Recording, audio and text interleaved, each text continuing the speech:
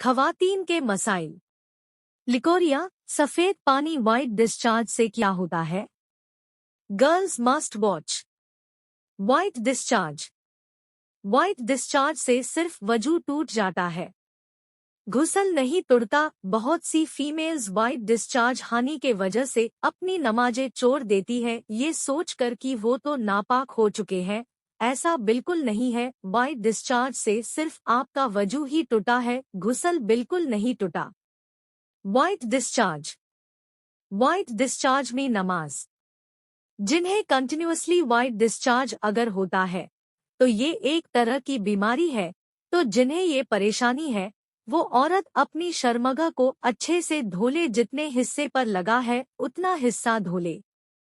उसके बाद वो नमाज एक वजू से पढ़ेगी, मतलब कि अगर जोहर नमाज है तो वो जोहर की पूरी नमाज वो एक वजू से पढ़ेगी, लेकिन अगली नमाज के लिए फिर एक और नया वजू करना पड़ेगा।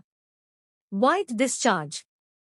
भले ही आपका वजू बाकी चीजों से ना टूटा हो, लेकिन शर्मगा प्राइवेट पार्ट से वाइट डिस्चार्ज बीमारी वाला पानी निकल रहा है, इसीलिए नया वजू करना होगा। अपनी नमाजों को बिल्कुल ना छोड़ी, नमाज किसी भी हाल में माफ नहीं है।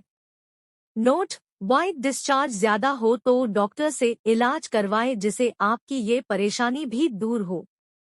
White discharge. नमाज में शक होना। अगर नमाज के दौरान वाइट डिस्चार्ज हो तब नमाज कंटिन्यू रखें, क्योंकि ये मसला हमारे इख्तियार में नहीं है।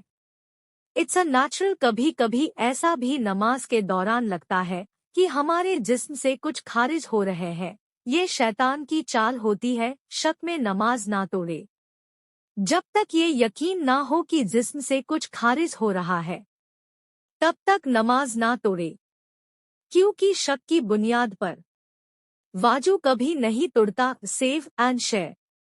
मोस्टली हर खवातीन को ये दिक्कत होता है, तो उन्हें मालूम होना चाहिए कि इन हालत में वजू करना होगा, गुसल नहीं। नमाज किसी भी हाल में माफ नहीं है।